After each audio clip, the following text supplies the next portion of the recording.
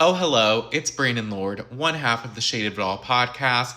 I just want to step on to comment on one thing. I've been seeing some discourse online about Candace's recent Watch What Happens live appearance. A little traders, but mainly about her dynamic with Giselle. Saw some comments on like Twitter and things like that.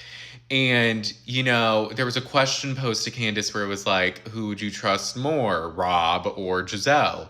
And she said, I would rather trust Rob with every organ in my body than that thing.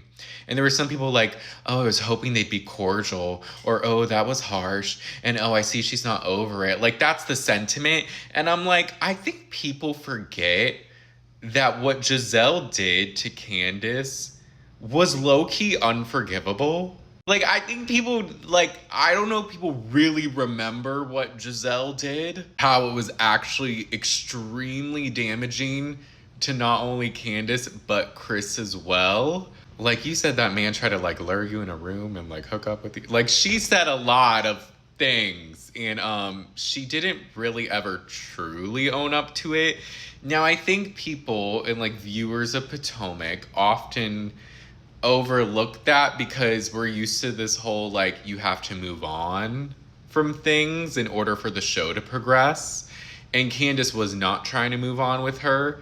And I guess in real life you understand that, but in the show, people feel as though you should.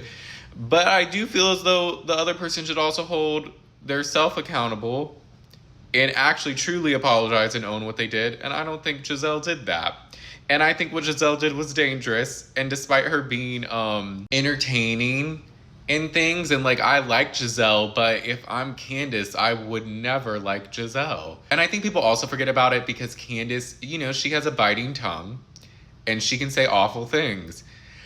But it was in response to Giselle. Like, she didn't start that with Giselle. So I don't know.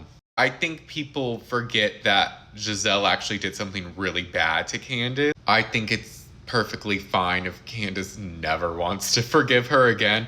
Do I think with time Candace could come back and they could at least be cordial? Maybe.